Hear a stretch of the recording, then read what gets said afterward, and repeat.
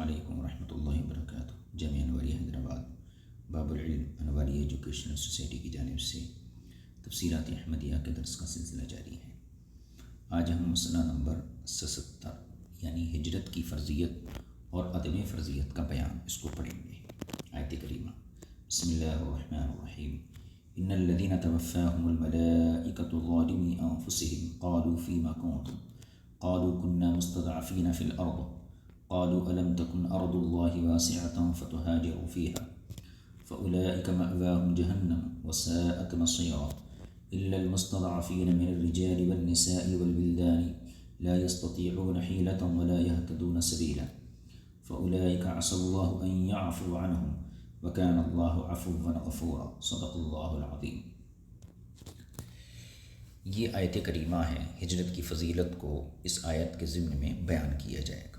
دیکھیے اس کا ترجمہ۔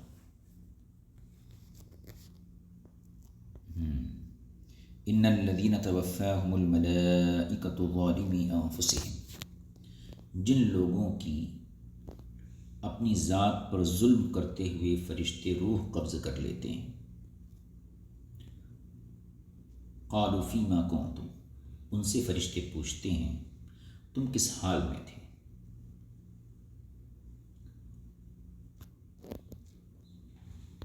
تو وہ کہتے ہیں قالوا كنا مستضعفین فی الارض، وہ کہتے ہیں ہم زمین پر نہایت کمزور تھے۔ قالوا الم تکن ارض اللہ واسعة فتہاجروا فیہا، وہ فرشتے پوچھیں گے کیا اللہ کی زمین وسیع نہیں تھی کہ تم اس کی طرف ہجرت کر جاتے؟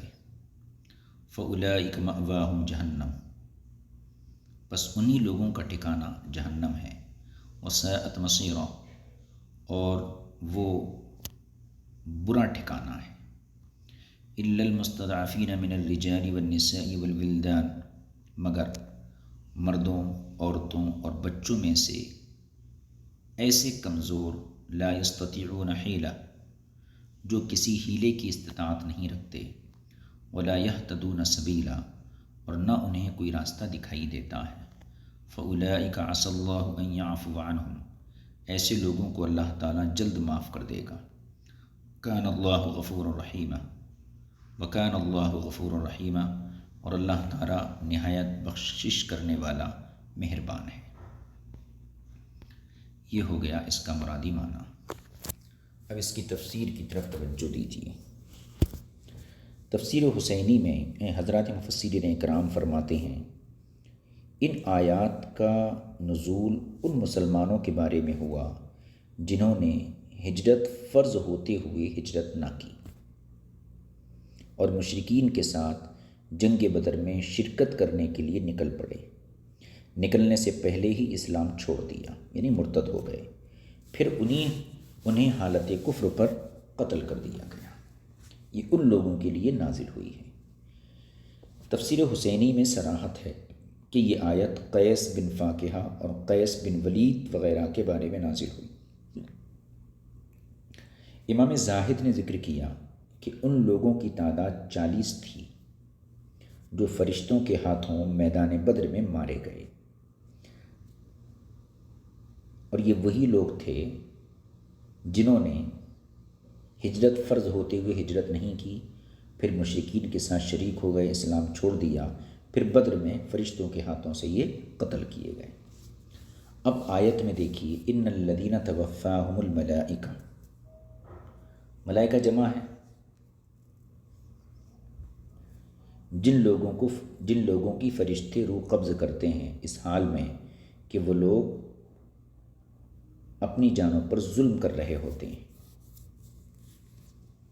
تو آیت میں کیا ہے؟ مارنے والے فرشتے، ان الذین توفاهم الملائکہ، تو مارنے والے فرشتوں سے مراد کون ہیں؟ ملک الموت اور ان کے معاونین فرشتے ہیں۔ یہ بات ذہن میں رہے کہ روح کا قبض کرنا یہ ملک الموت کی ذمہ داری ہے، یہ ان کا منصب ہے، اور ان کے ساتھ جو دوسرے فرشتے ہوتے ہیں وہ معاونین ہوتے ہیں، ان کے ساتھ مددگار کے طور پر ہوتے ہیں۔ قبض روح کا جو ذمہ ہے وہ صرف ملک الموت کا ہے۔ تو ملائکہ سے گویا کہ یہ سارے فرشتے مراد ہیں، ملک الموت بھی اور معاونین فرشتے بھی، یا پھر اکیلا ملک الموت مراد ہے۔ توفاہم الملائکہ میں ملائکہ سے اکیلا ملک الموت مراد ہے، لیکن پھر سوال یہ ہوگا کہ وہ تو ایک ہی فرشتہ ہے اور ملائکہ کا لفظ جمع ہے، تو پھر جمع کیوں لایا گیا؟ تو فرماتے ہیں یا اکیلا ملک الموت مراد ہے جس کے لیے جمع کا لفظ بطور مجاز استعمال ہوا ہے، یعنی مجازی طور پر ان کے لیے جمع کا لفظ استعمال کیا گیا ہے، لیکن پہلی والی صورت یہ زیادہ بہتر ہے، اس میں مجاز لینے کی ضرورت پیش نہیں آتی، ملک الموت اور دوسرے معاورین فرشتے مراد لے لیے جائیں۔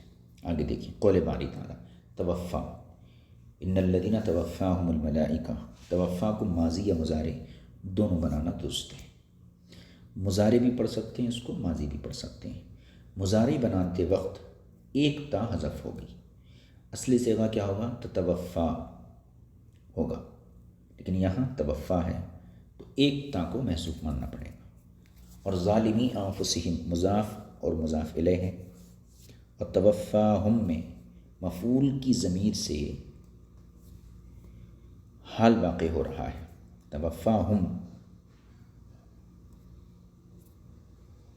اور قالوا فیما کنتم الذین کی خبر ہے، اور عائد لوٹنے والا جو ہے وہ محذوف ہے، یعنی قالو کے بعد لہم محذوف ہوگا، قالوا لہم فیما کنتم۔ اس صورت میں فاولئک مأواہم جہنم جملہ اس پر معطوف ہوگا، یا قالو کو لفظ قد کی بنا پر حال بنایا جائے گا، اور اس کی خبر فاولئک ہے۔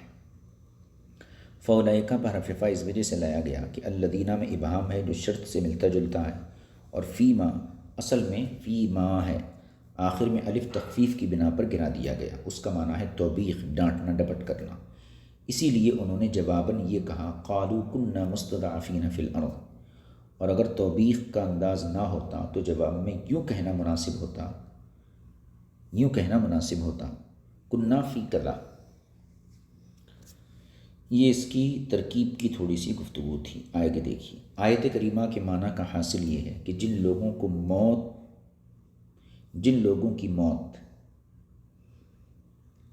کی موت کے فرشتوں نے اس حال میں روح قبض کی کہ وہ اپنی ذات پر ظلم کرنے والے تھے، جن لوگوں کی روح فرشتوں نے اس حال میں قبض کی کہ جو اپنی جانوں پر ظلم کرنے والے تھے، ان الذین توفاہم الملائکہ ظالمی انفسہم، یہ حاصل ہوا۔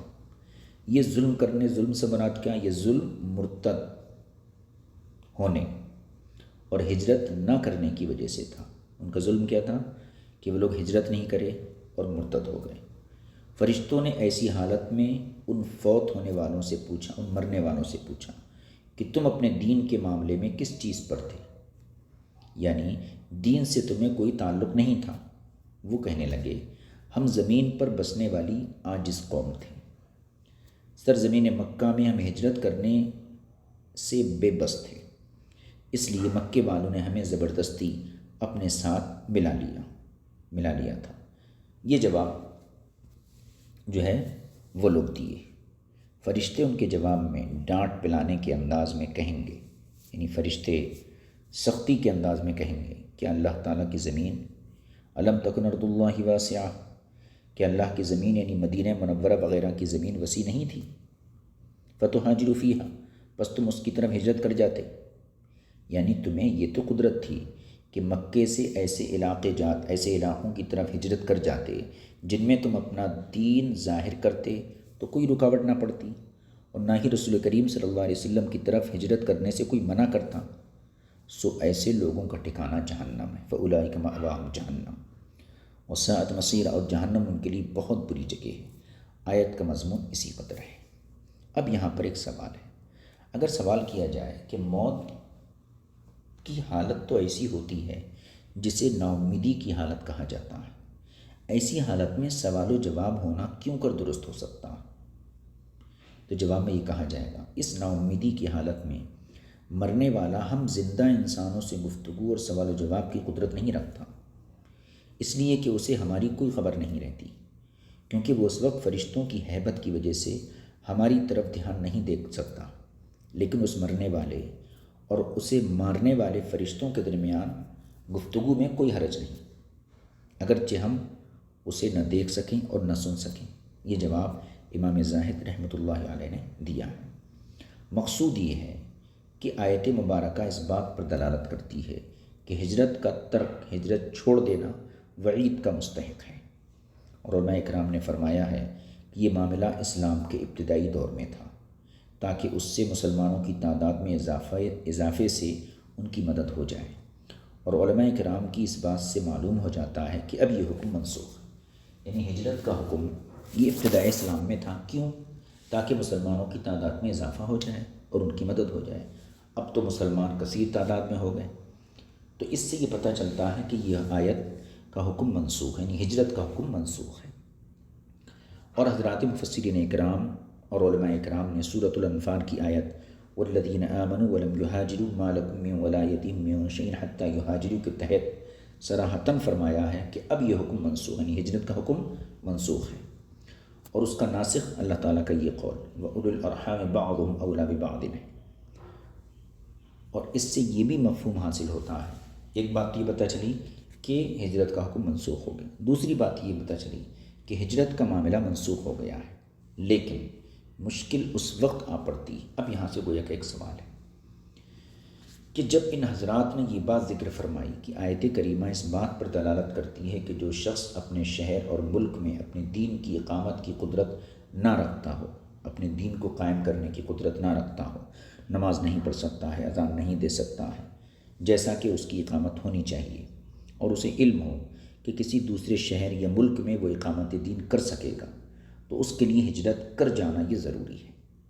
تو ایک طرف تو یہ چیز ہے کہ جو شخص اپنے وطن، اپنے شہر میں دین کو قائم نہ رکھ سکتا ہو اور دوسرے شہر اور وطن میں رکھ سکتا ہو تو اس کے لیے ہجرت کرنا ضروری ہے، اور حدیث پاک میں بھی آیا ہے، حدیث پاک میں بھی آتا ہے کہ جو شخص اپنے دین بچانے کی خاطر ایک جگہ سے دوسری جگہ بھاگ جاتا ہے، یعنی ہجرت کر جاتا ہے، اگرچہ وہ ایک گز برابر زمین کو چھوڑے، اس کے لیے جنت واجب ہو گئی، اور وہ اپنے روحانی باپ حضرت ابراہیم علیہ السلام اور اپنے پیغمبر صلی اللہ علیہ وسلم کا رفیق ہوگا۔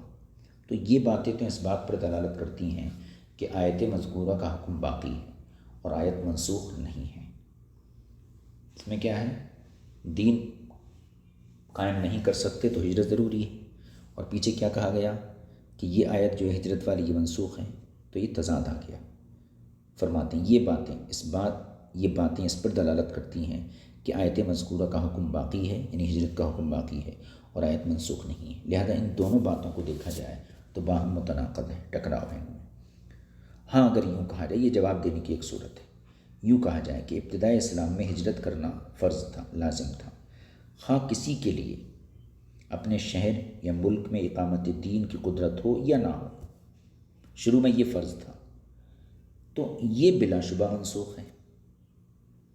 اب جو ہجرت ہے اس زمانے میں حضور صلی اللہ علیہ وسلم کے دور میں جب ہجرت ہوئی تو وہ ہر شخص پہ ہجرت فرض تھی، چاہے دین قائم کرنے کی قدرت ہو یا نہ ہو، ہر حال میں ہجرت فرض تھی۔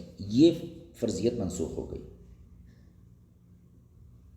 اور اس زمانے میں نیچے کتاب میں اس زمانے میں اگر کسی شخص کو ظالم حکمراں اور کافروں کی حکومت کے سبب اپنے دین کی اقامت کی قدرت نہ ہو تو اس کے لیے وہاں سے ہجرت کر جانا فرض ہے، اور یہی حق ہے۔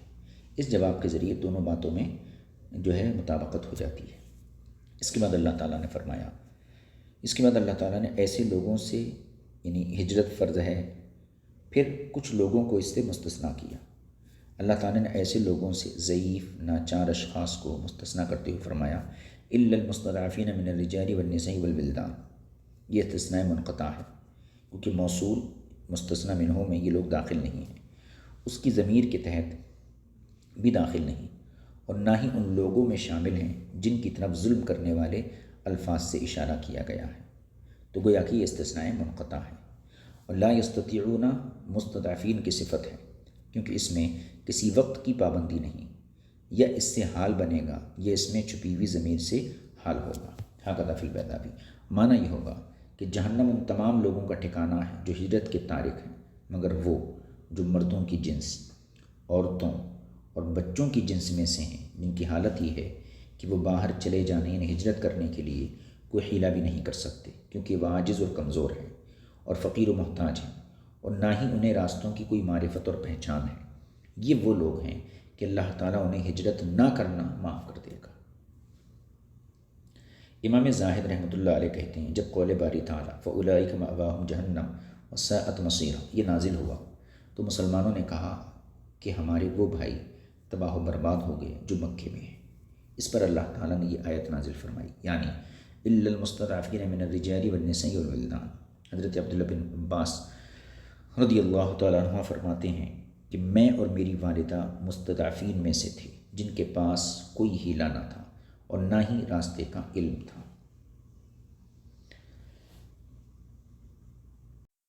اللہ تبارک و تعالیٰ نے یہاں لفظ عصا ارشاد فرمایا، فَأُولَٰئِكَ نیچے عَسَى اللَّهُ أَن يَعْفُوَ عَنْهُمْ، عصا جو اپنی اصل وضع میں اگرچہ امید کے لیے آتا ہے، یعنی عصا کا لفظ امید کے معنی میں آتا ہے، لیکن اللہ تعالیٰ کی طرف سے یہاں طمع دلانا، امید دلانا، یہ امید دلانا نہیں بلکہ لازم و واجب کے معنی میں ہے۔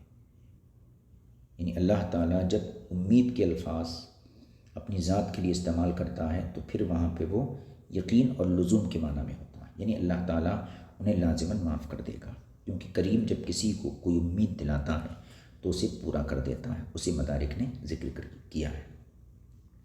قاضی بیضاوی صاحب کشاف نے کہا کہ اللہ تعالیٰ نے طمع اور امید دلانے کا ایک لفظ عصا اور اس کے ساتھ جس بات کی امید دلائی گئی ہے یعنی معافی عطا کرنا، ان دونوں کے ذکر فرمانے سے اس طرح اشارہ کرنا ہے کہ ترک ہجرت چھوڑنا خطرناک بات ہے، حتیٰ کہ جو شخص مجبوری کی وجہ سے ہجرت نہیں کر سکتا اس کے لیے ضروری ہے کہ وہ بے خوف اور مطمئن ہو کر نہ بیٹھ جائے، بلکہ فرصت کو نگاہ میں رکھے، موقع تلاش کرتا رہے، جب بھی موقع ملے ہجرت کر جائے اور ہر وقت اس کا دل ہجرت کے لیے تڑپتا رہے۔ پھر علامہ بیضاوی نے لکھا، اگر ولدان یعنی الا المستضعفین من الرجال والنساء والولدان، اگر ولدان سے مراد غلام اور لونڈیاں ہیں تو معنی ظاہر ہے، اور اگر اس سے مراد مسلمانوں کے بچے لیے جائیں تو ان کا ہجرت کرنے سے مستثنیٰ ہونا عقلاً اور ضرورتاً اس وقت ہی ہو گیا تھا جب ان کے والدین کو چھوٹ دے دی گئی تھی، لیکن پھر بھی الگ طور پر ان کا ذکر اس لیے کیا گیا تاکہ معاملے کی اہمیت اچھی طرح واضح ہو جائے اور اس طرف اشارہ ہو جائے کہ ان بچوں کو ہجرت کرنے کے لیے تیاری کرنی چاہیے، کیونکہ اب تو یہ بچے ہیں اور رعایت ملی ہوئی ہے، لیکن جب یہ بالغ ہو جائیں اور ہجرت کرنے کی قدرت پائیں گے تو پھر ان کے لیے اس سے بھاگنے کا کوئی راستہ نہیں ہوگا، مثلا ہجرت کرنی ہی پڑے گی، اور ان کی دیکھ بھال کرنے والوں پر بھی لازم ہو جائے گا کہ جب بھی وہ قدرت پائیں ان کے ساتھ وہ ہجرت کر جائیں۔ علامہ بیضاوی نے اس میں صاحب کشاف پر ایک قسم کا طعن کیا ہے، کیونکہ صاحب کشاف نے کہا تھا کہ بچے ان لوگوں میں سے الگ کر دیے گئے جن پر ہجرت نہ کرنے سے وعید آئی تھی، ان کا الگ کیا جانا ضروری تھا کیونکہ مردوں اور عورتوں کی بنسبت اس معاملے میں وہ زیادہ رعایت کے مستحق ہیں۔ پھر کہا کہ جب ولدان سے بچے مراد لیے جائیں اور یہ جائز ہے کہ ایسے بچے ہوں جو قریب البلوغ ہوں اور عقل و خرد کے اعتبار سے مردوں عورتوں جیسے عقل مند ہوں، بس تکلیف ہجرت میں وہ بھی ان کے ساتھ مل جائیں گے۔ یہاں پر یہ مسئلہ 77 ختم ہوا۔ انشاءاللہ آئندہ مسئلہ نمبر 78 جس میں فضائل ہجرت کو بیان کیا جائے گا وہ آئندہ نشست میں آپ کی خدمت میں عرض کیا جائے گا۔ آج کے سبق کو یہی مکمل کرتے ہیں۔ صلی اللہ علیہ نبی الکریم و آلہ وصحبہ اجمعین، والحمد للہ رب العالمین۔ السلام علیکم ورحمۃ اللہ وبرکاتہ۔